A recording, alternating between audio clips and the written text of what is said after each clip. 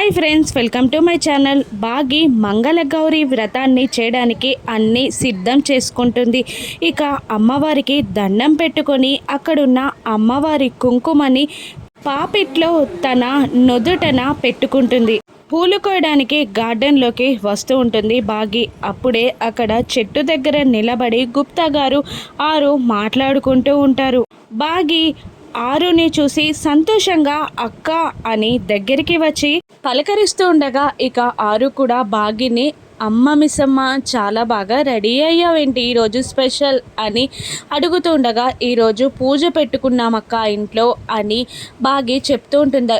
అవునా, ఏం పూజ అని ఆరు అడగగానే మంగళగౌరి పూజక్క అని బాగి చెప్పగానే అయ్యో ఈసారి అమ్మవారి పూజ పెట్టుకోలేదు కదా అన తన మనసులోని మాటని పైకి అనేస్తుంది ఆరు. ఇక దాంతో మా ఇల్లే మీ ఇల్లు అనుకోండక్క, ఇక ఇంట్లోకి రండక్క అని అంటూ ఉంటుంది బాగి. ఇక ఆరు వద్దులే అని అంటూ మీ ఇల్లు మా ఇల్లు ఎలా అవుతుంది, వద్దులే మిస్సమ్మ అని ఆరు అంటుండగా అలా అంటారేంటక్క, మీ ఇల్లు మా ఇల్లు వేరా, మా ఇంట్లోనే మీరు పూజకి కూర్చోండక్క అని అంటూ ఉంటుంది బాగి ఆరుని. ఇక తన చేయిని బాగి పట్టుకోబోతుండగా ఆరు వెనక్కి లాక్కుంటుంది. ఇక బాగి ఆశ్చర్యంగా చూస్తూ ఉండగా ఆరు మాట మారుస్తూ పూజ కదా మిస్సమ్మ, ఈ శారీ బాగాలేదు, నేను వేరే శారీ కట్టుకొని వస్తాను అని అంటూ అక్కడి నుండి ఆరు వెళ్ళబోతూ ఉండగా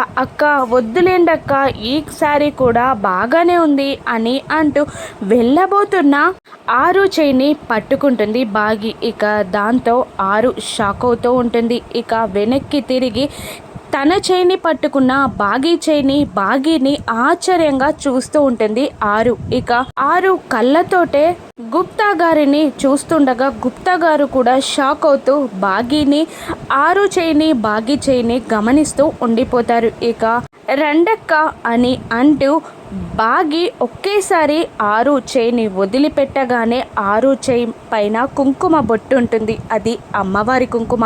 అమ్మవారి బొట్టు పెట్టుకున్నప్పుడు బాగి చేయికి అమ్మవారి కుంకుమ ఉండిపోతుంది. ఇక మళ్ళీ ఆరు చేయిని పట్టుకొని బాగి ఇంట్లోకి నడిపించుకుంటూ వచ్చి నేను మిగతా నలుగురి ముత్తైదులను కూడా తీసుకొస్తానక్క, మీరు వెళ్ళండి లోపలికి అని అంటూ బాగి అక్కడి నుండి వెళ్ళిపోతుంది. ఆరు ఆశ్చర్యంగా బాగి వెళ్ళిన వైపు చూస్తూ ఉండిపోతుంది. అలా అమ్మవారి కుంకుమ వల్ల బాగి ఆరు చేయిని పట్టుకోగలుగుతుంది. ఇక ఆరు పూజలో కూర్చుంటుందా రాను నెప్సెస్లో చూద్దాం.